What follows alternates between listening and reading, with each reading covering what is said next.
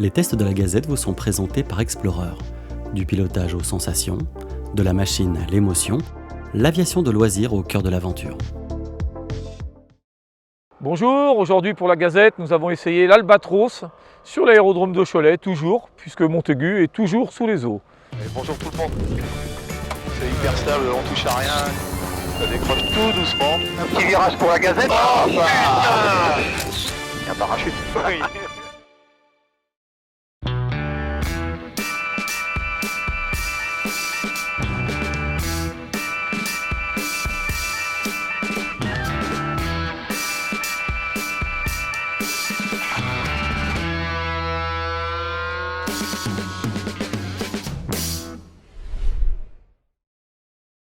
Bonjour et bienvenue dans les essais machines de la Gazette. Aujourd'hui on fait un bond dans le passé, on recule de 35 ans pour découvrir l'Albatros, une machine de chez Aviasud. Avant de parler de l'Albatros en lui-même, on peut faire un petit point sur Aviasud. Aviasud, c'est une entreprise qui a été créée dans les années 80 et qui a commencé à produire le Sirocco. C'est une machine qui a permis à Franceschi de faire le tour du monde et après ils ont créé le Mistral en 1985 qui a permis à Chevigny et à Hulot de se poser au pôle Nord en 1986.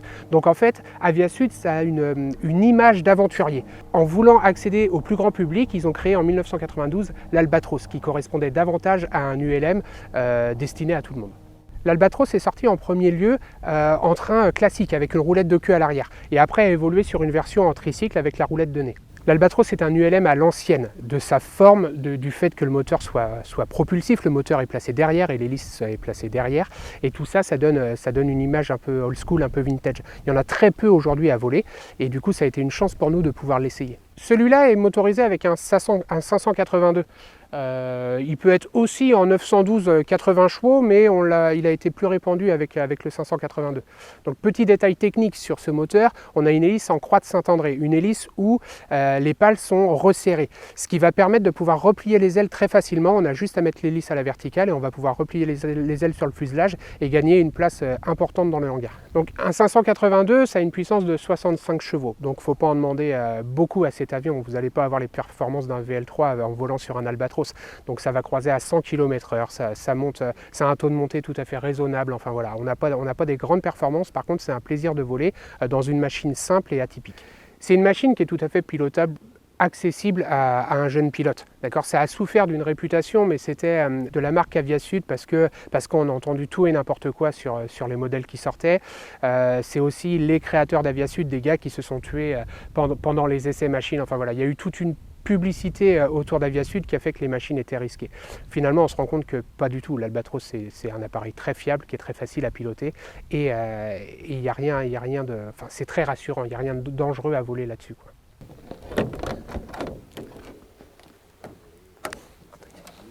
L'ouverture de porte est spartiate.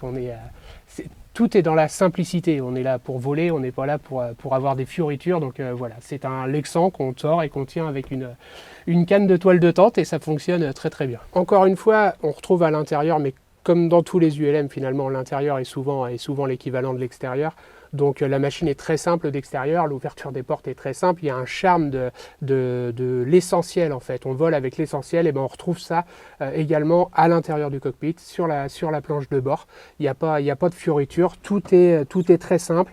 On a sur celui-là un double manche parce qu'il sert à faire de l'école, donc ça permet à l'élève de piloter et à l'instructeur de pouvoir contrôler en cas de problème, en cas de dépassement, quoi. On est sur une cabine qui est très peu large. Ça fait à peine 1,10 m. Donc ils ont été obligés de décaler les sièges. Donc on a une place pilote et une place passager qui sont un petit peu décalées pour que les épaules des deux pilotes copilotes ne se touchent pas. Et finalement c'est astucieux parce qu'on vient gagner vraiment en confort dans un cockpit qui est très réduit. Le réservoir est situé derrière les places pilote-copilote. On va retrouver 60 litres de carburant, ce qui va nous laisser à peu près environ 4 heures d'autonomie de vol. Ce qui est déjà très bien pour un ULM de cette taille-là. Ce qui est un petit peu spécifique, c'est qu'on retrouve des manœuvres à l'ancienne qu'on fait plus du tout avec une poire d'amorçage sur le réservoir pour aller alimenter le moteur qui est haut perché derrière et puis un booster, un starter qu'on va appeler ça, une injection de carburant en fait avant le démarrage. Donc on vient pomper et ça vient injecter du carburant devant les carburateurs pour aider au démarrage. Et c'est grâce à Jean-Marc Beaupère de chez Aérodécouverte que nous avons cet Albatros à notre disposition pour réaliser l'essai machine. Quand ils ont travaillé sur cette machine, c'était surtout à ma connaissance parce que les clients voulaient retrouver un appareil dans l'esprit du Sirocco avec un biplace et ils leur ont demandé, ça a été une très très forte demande puisqu'ils savaient faire le Mistral, de sortir un biplace un peu novateur. Dans un premier temps, ça ne m'a pas trop intéressé parce qu'ils faisaient une version train classique. Et autant j'adore le train classique, autant la configuration de la machine était limitative, en particulier sur des terrains courts. Et quand ils ont sorti la version train tricycle, ça a été un grand bonheur, parce que tu peux là travailler l'incidence, pas de façon phénoménale, mais quand même mieux pour décoller et atterrir que sur l'Albatros en train classique. Et quand je me suis retrouvé ici à Cholet avec l'obligation de choisir une machine, j'ai eu cette opportunité. Et avoir en fait deux appareils très différents l'un de l'autre avait du sens pour la formation, donc j'ai sauté sur l'occasion. C'était à la fois une question de budget et une question d'intérêt de formation en fait. Ouais, donc initialement quand tu allais voir un constructeur sur un salon ou autre et qu'il te parlait de machines repliables, si tu lui tapais dans le dos en disant bah, écoute montre-moi comment ça marche, en général tu étais vite parti à prendre un café à la place parce que le gars ça le faisait chier de faire le boulot. Par contre là, c'est vraiment en 1 minute, tu déplies ton aile, tu replies ton aile, c'est le grand bonheur, c'est très bien conçu, mais ça a une caractéristique, ça impose une caractéristique, c'est une hélice qui permet de le faire. Donc d'où la croix de Saint-André. Donc cette hélice qui surprend toujours, elle a du sens, tu la mets verticale, tu replies ton aile, et ça y est, c'est gagné, tu es au gabarit routier. Voilà. Et on ne trouve plus du tout ça, c'est la seule machine sur laquelle d'ailleurs tu rencontres cette configuration, mais ça fait très bien le boulot. C'est maintenant au tour de Ludo d'embarquer avec Jean-Marc afin d'explorer les caractéristiques de vol de cette incroyable machine. Cholet de Fox Zulu Tango, bonjour. Fox Zulu Tango, Cholet Info, bonjour. Oui, bonjour monsieur, le Fox Juliette Bravo Zulu Tango, parking pour la mise en route qui est effectué le roulage vers Alpha. Zulu Tango, la 03, le QNH 1022, et rappel pour le roulage. 1023, et je rappelle pour le roulage, on est prêt à rouler Fred. Reçu donc la 03 et 1022, rappel en Alpha.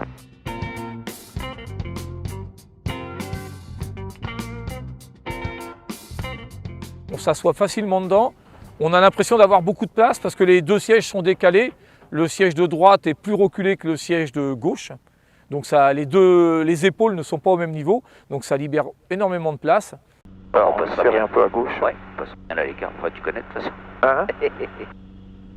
Voilà, donc nos tempêtes d'échappement, on en a une qui va tourner entre 100 et 110 Fahrenheit. C'est des Fahrenheit dessus. Ouais. L'eau va s'établir gentiment, donc on est bon. Ah, ok. Voilà. Voilà. Et on pourra fermer la verrière. Donc c'est verrouillé de mon côté. Ouais, ça Jean-Marc, c'est une machine que tu as achetée en quelle année? Alors c'est une machine que j'ai dû acheter en 2021 ou 22, après le Covid. Ah ouais, c'est assez récent. Ouais, c'est très récent, oui. Voilà. Ah, ok. C'est tout bon. Les débattements de commande. Ballonnier, ce sera pas la peine, tu vas voir, il est assez raide. Ok, il y a les volets, il n'y en a pas, les aérofreins, ils sont sortis en permanence. La parachute, la goupille du parachute, c'est verrouillé, c'est enlevé. La verrière est fermée, on est accroché. Et en fonction du trafic, après, à toi. Ok. Zulu Tango, point d'attente Alpha. Zulu Tango, reçu, un PA19 en monte arrière, traverse tour. Tu remontes ou tu décolles de natation? On remontera. Tu fais rapidement? Ouais, ok, pour le faire rapidement. Et là, on peut faire un éducatif, si tu as envie, tu peux rouler un petit peu plus vite sur Pour lever la roue avant. C'est ça que tu veux faire? Non, je sais pas. Ouais, tu peux essayer de le tester un petit peu. Tu tires beaucoup, non, ou ça lève? Ah, il faudrait que tu tires un petit peu. Ouais, pour le sentir. D'accord? Ouais, ça lève, là, ça y est, okay. C'est bon, ça lève, ok. Ouais, c'est possible. L'hélico décolle pas avant. L'image pour un complet. Confirme, Yves 9. Ok.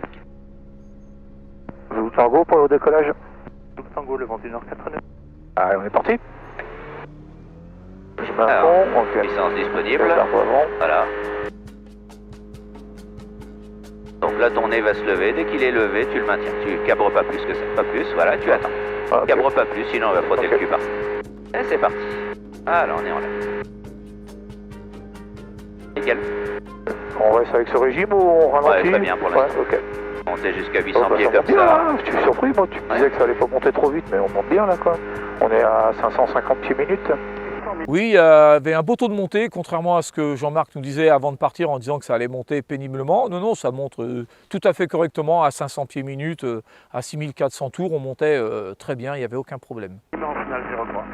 Bon, le premier sentiment, c'est une machine qui est silencieuse en fin de compte avec les casques Bose, c'est très... Alors, il y a ça, et t'as le fait d'avoir une hélice avec un taux de réduction de 4 à 1. Ah ouais, si, ça y fait. Ouais, Ah oui. ouais, tourne pas trop vite, ouais. Alors, bien sûr, ça grimpe, Ouais, ça. ouais. Et évidemment, on a un comportement de machine un petit peu chargé, puisque en biplace avec du carburant, mais évidemment, ça se ressent. Et quand tu es en solo, tu verras, c'est un vrai ascenseur. Ah ouais, ouais, ça, Ah ouais, ça super change bien. le caractère de la machine. Ouais, bah non, c'est des machines, tout ça, que les gens ont oublié et à découvrir pour pas trop cher. Ça vaut combien, à ton avis, un C'est la gamme Albatros? des 10 000. Ouais. L'avantage aussi, c'est qu'au niveau visibilité, Ouais, elle est exceptionnelle comme un planeur, quoi. T'es super bien. en Ouais. hélico. Bah déjà, le moteur derrière, c'est agréable. T'as beaucoup moins de bruit, je trouve. T'as pas tout le souffle de l'hélice. Voilà, donc au niveau assiette, tu peux même prendre un petit peu plus, 95, 90, 95, tu auras meilleur taux de montée. Bah, Voilà. c'est bien, c'est silencieux. Et tu peux essayer de voir s'il est trimé comme il faut. Ouais, il est Donc, un dans petit ce peu, on film. peut le trimer un peu, c'est là. Voilà, est ici. Voilà, et le but c'est de pouvoir le lâcher Ah non, ça complètement. va super bien. Ouais. Tu verras, c'est une machine très simple. Ah bah oui, oui, c'est vraiment agréable, c'est facile à piloter. Voilà, et en palier, tu peux réduire à 5000. Ah mais là, ça devient super silencieux en fin de compte. Ouais, bah oui, c'est vrai, hein, c'est hyper agréable. Hein. Eh bien, le premier sentiment quand on vole dans cette machine, c'est le silence qu'il y a à bord. C'est une machine qui est très peu bruyante. Alors effectivement, nous avons volé avec des casques Bose, mais il n'y a pas de bruit à 5000 tours. La machine est très agréable, très silencieuse. Et bah, c'est surprenant. Il y avait 30 ans que je n'avais pas volé sur une machine 2 temps. Et on se sent très très bien tout de suite. Très en sécurité, le moteur n'a pas l'air de forcer du tout. Alors, c'est une machine qui se travaille beaucoup en coordination, Pied-manche. beaucoup plus palonnier ouais, Ouais, ok. que sur les machines modernes. Attends, Il je y a relis. du lacet inverse, Ouais, bah, voilà. ça fait comme le Ninja, il tourne beaucoup mieux au pied en fin de compte. Ouais, voilà, pareil. Hein. C'est vraiment pareil. Hein. Le pilotage est très proche de celui du Ninja, c'est-à-dire qu'il faut vraiment conjuguer pied et manche pour pouvoir voler. L'action aux manches toute seule pour faire un virage ne suffira pas, il faudra mettre du pied. Mais ça, on le retrouve sur plusieurs machines, donc c'est pas dépaysant. Mais là, tu dois faire très peu de bruit au sol à ce régime-là, non? Alors, on a une sonorité qui ressemble un petit peu à celle du 912. On a une sonorité particulière, mais pas le côté agressif que l'on a par exemple avec des machines en propulsif, que ce soit les pendulaires, que ce soit les autogires. Voilà, donc c'est quand même très réussi. Non, bah, la visie, c'est nickel, hein, c'est super bon. Le pilotage, bon, il n'y a rien de particulier. En fin de compte, c'est vraiment une machine, ouais, Voilà. classique. Là, pour monter dedans, j'ai trouvé que c'était assez facile. Voilà, et le secret après c'est de tout lâcher. Si tu l'as trimé, tu peux le laisser vivre. Voilà. Ouais, puis tu pilotes avec les pieds, comme Et le en Ninja. baptême, tu laisses les gens découvrir le pilotage. Comme Ouais. l'avion leur échappe pas, tu vois, tu as une stabilité qui va bien.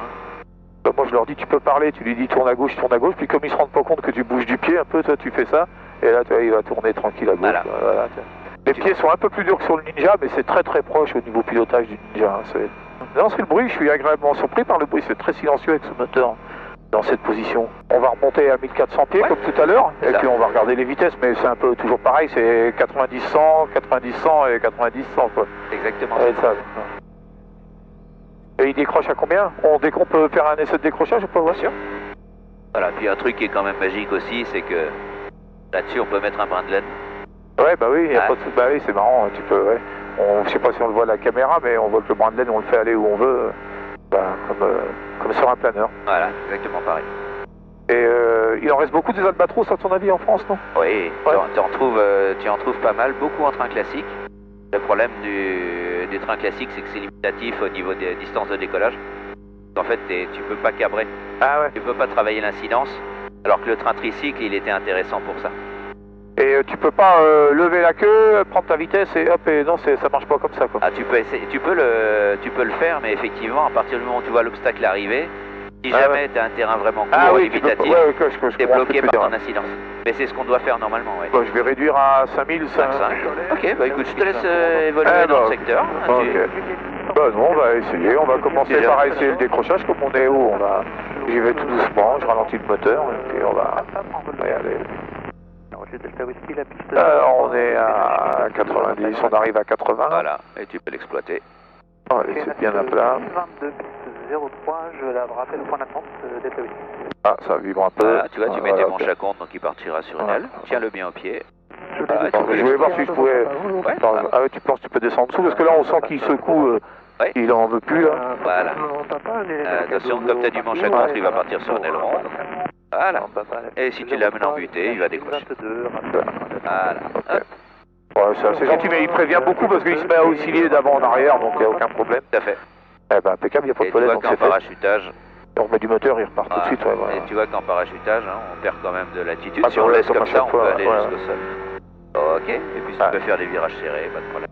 Bon, on va tourner, mais c'est juste pour voir la vivacité d'aileron, pied et manche. Bon, ça réagit très bien en plus, hein, apparemment. Si tu jongles bien avec les pieds en même temps... Et t'as beaucoup de défense, même en conditions turbulentes. Ah, Vent de travers et autres. alors là, je vais laisser les pieds au neutre et je vais mettre du manche pour voir. Ouais, bah, ça fait exactement comme le Ninja. Et encore, il tourne mieux que le Ninja, toi, je Ouais, trouve. tu vois, le lacet inverse est quand même bien présent. Ouais, non, mais c'est bien, c'est démonstratif. Il tourne mieux de ce côté-là, d'ailleurs. Il doit y avoir le couple moteur qui nous aide, là. C'est un petit peu lourd, un petit peu pâteau, mais si on conjugue bien pied-manche, ça manœuvre très très bien. Hein. Mais c'est pas plus pâteau qu'un... Non, non, ça, c'est vraiment dans la moyenne des machines, quoi. Il n'y a vraiment aucun problème. Bon, bah non, bah c'est une bonne machine, hein, merci, parce que moi, j'avais jamais volé dans... Mon seul de temps, ça a été un Sky Rangers de temps, tu vois. Au niveau conso, donc on est aux alentours des 12-13 litres heure. Pas plus. Ah Un ouais. tout petit peu plus que le 912 sur le Sting. On est entre 10 et 12 avec le Sting. Le lac de Ribou, c'est lequel? C'est un des deux, là? non Alors, Ribou, c'est celui-là. Ah Et ouais. Verdon. à la deuxième. J'avais fait un stage de voile quand j'étais gamin. Ah bah sympa. Ouais. Bon, toi, tu nous avais vendu ça comme un truc qui montait pas, mais ça va, ça monte, quoi. Pardon? Ça se passe bien, vous avez fait tout ce qu'il fallait? Ouais, bah oui, ça va assez vite, il n'y a pas de volet, tout ça. Non, ça va bien, puis c'est très agréable. Hein. Non, non, ça marche bien. T'as été mauvaise langue, Julien. De quoi? T'as été mauvaise langue. Ah, mais j'ai rien dit, moi. Voilà, donc au niveau tempé, tu vois, on est très Ouais. bien là, nickel. Impeccable. Voilà. Ah non, l'Albatros n'a pas de volet, on fait des glissades où on se laisse descendre tranquillement en planant. C'est une machine qui plane pas mal, qui a un taux de descente relativement faible. Alors un truc qui est marrant aussi, si jamais tu as des conditions d'ascendance, Ouais. il se comporte comme un planeur. Alors je dis pas en taux de montée, et si tu veux gratter une pompe, Ah ouais. tu rentres dedans et tu vas d'accord. pouvoir accrocher la pompe. Et c'est très intéressant. Par contre, Et- évidemment, tout ce qui est translation et Ouais, et après tu vas perfo, perdre. c'est zéro. Mais tu peux bosser les ascendances comme tu le ferais, par exemple, un Bijave ou un 413. Donc ça a du sens quand même. Ouais, ouais. Jean-Marc précise qu'on arrive même à enrouler des pompes en été. Et t'arrives, moteur coupé, t'arrives à monter ou pas? Alors quand moi je réduis, je coupe même? pas. Ouais, t'arrives à réduire. Mais en travaillant en réduction, oui, tu peux arriver à avoir des Ah, taux de bien sûr. montée. Ça vaut le coup à partir du moment où tu as 2 mètres secondes. Donc quelqu'un qui veut voler pour pas cher, il peut avec ça, parce qu'après il réduit, il monte tranquille, ça consomme que dalle, tu peux rester en l'air longtemps, quoi. Alors, ça sera pas aussi intéressant Non, mais qu'un bien lambada, sûr. par exemple, mais oui, ça Mais oui, pourrait, tu oui. peux, ouais. Ouais, non, c'est intéressant. C'est ce qu'on appelle le vol contemplatif, en fait. On a beaucoup d'élèves, ou de pilotes d'ailleurs, qui sont brevetés et qui viennent voler dessus, et qui adorent ce côté un peu contemplatif, tu vois, où tu vas pas Tout à fait. chercher à aller Ouais, vite ouais. et loin. C'est assez plaisant. La visibilité est très belle. C'est proche de l'hélicoptère parce qu'on vole le nez un peu bas et c'est du Lexan partout devant, donc on a vraiment une très très belle visibilité. Voilà, puis le comportement est tellement sain que bon là c'est vraiment non, tu te sens en sécurité quoi, il n'y a pas de problème. Et la prise en main se fait très très vite, il n'y a Ouais. aucun problème. Alors je vais mettre un peu de trim, Ah oui, et il veut monter tout le temps. Le trim est très efficace, hein, dès que tu touches. voilà. Et si tu as besoin de freiner en arrivant ou en patrouille, tu peux travailler la glissade, hein, il l'accepte Ouais, très bien. ok. Donc là je peux baisser le nez, tu penses? Ouais, ouais, Sans trop tu descendre. diminues l'incidence, ça va diminuer la traînée Ouais, et il va voler plus vite.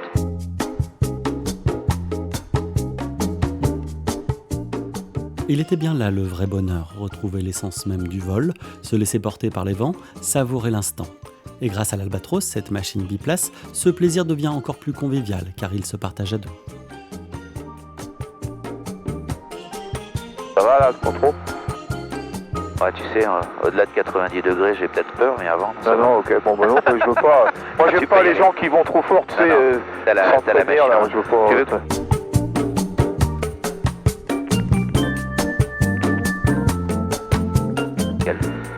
Là, on se le fait à faible puissance, tu vois, tranquille, à faible vitesse. Ouais, mais quand tu voles Si en on est baptême, tu pressé. voles comme ça, non? Ouais, voilà. L'Albatros, pour le voyage, on peut voyager parce que derrière, il y a deux coffres qui sont assez volumineux. Donc ça peut être intéressant, il y a moyen de mettre 2 sacs et pas des sacs à main, 2 petits sacs à dos corrects, quoi. Bon, bah, ça aurait été le premier vol en Albatros, peut-être le dernier, parce qu'il n'y en a plus beaucoup quand même. On n'en voit pas beaucoup voler, toujours dans notre région, vous. En pratique, ce qui manque, c'est plus de machines en train tricycle. Elles sont sympas pour ça parce que tu peux vraiment bosser le décollage et l'atterrissage. La version train classique, je m'avais jamais intéressé quand ils l'avaient sorti. Et dès qu'ils l'ont passé en train tricycle, tu peux à ce moment. J'adore le train classique, hein, en pilotage normal. Je comprends bien. Mais ça, cette formule où tu es scotché un peu comme en planeur, tu sais que tu peux pas travailler l'incidence au décollage ou à l'atterrissage. Ah, tu vois ce qu'on dit toujours avec que ce soit les élèves ou les passagers, vous voyez, pilotage, c'est très compliqué. À partir du moment où tu peux tout lâcher, croiser les bras. Et en entraînement en panne, c'est pareil. Tu le trimes à 100, tu le lâches, tu l'amènes sur la trajectoire que tu veux, et tu n'as quasiment rien à faire jusqu'à l'atterrissage. Il va venir tranquille, tu vises. Cette machine fait déjà de l'école, oui, c'est une très bonne machine pour l'école. Tout est démonstratif, ça vole pas trop vite. Le 2 temps, il a l'air de dire qu'il ne consomme pas beaucoup, avec 14 litres, donc c'est raisonnable. Il en est très content, en tout cas, au niveau école. Quand on a l'occasion de former des gens, il faut les changer un petit peu, les sortir un petit peu des sentiers battus. Et le fait de travailler avec un appareil aile haute, un appareil aile basse, un propulsif, un tractif, c'est finalement la capacité de transition et d'adaptation sur une nouvelle machine qui compte. Quelques soucis avec certains pilotes avions. Ils bougent vachement les commandes, les gars. Difficile. Non, mais arrête de bouger, quoi. C'est difficile, il va falloir leur faire lâcher, mais c'est Ben oui, mais je fais, mais ils sont là, dès qu'il y a une turbulence, ils reprennent les mecs. Tu leur dis, mais c'est bon ça.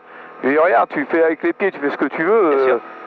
Puis il n'y a pas besoin, quoi. Juste pour le tangage, tu vois, un peu, mais après c'est principalement les pieds, mais c'est compliqué. Et sur un motoplaneur, quand on les amenait et qu'on coupait le moteur, tu vas pas faire ça quand même. Ouais. Oh bah si. Ah oui, bah là c'est pareil. Hein.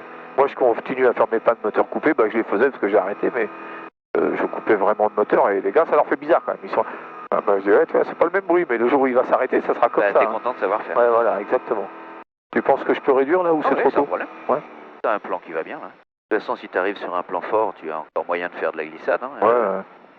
Parce que sur le stamp, tu dois pas t'en priver. Non, le stamp il fait très bien ça. Le Ninja aussi. Ouais. Il a que l'OCT parce qu'il a tellement, quand tu sors tous les freins, les volets, il descend, ça descend très bien. T'as pas d'intérêt de Tu peux en faire un peu, mais il n'y a pas de gros intérêt. Ouais. L'Alpha Trainer, j'aimais beaucoup le faire aussi. On en avait un avec les AF et l'autre sans AF. Et mon gamin me disait non, et celui avec les AF, c'est pour les vieux ça. Voilà. Et là, tu peux travailler la glissade si tu veux. On est sur un plan fort. Je suis à l'aise. Tu descends plus encore? Ouais, tu ralentis un petit peu ta machine. Vas-y, ralentis-le. Voilà. Ah, travaille-le, ouais. Le Blue Tango, le vent du Nord, chaque mètre. Voilà. Je continue pour essayer de sortir à la première, on va voir. J'ai reçu, donc rappel. Tu peux dégraper au dernier moment presque. Ouais. Bien sûr. Je rappelle vertical Et au pire, si tu as un doute, tu remets un peu de puissance. Ok.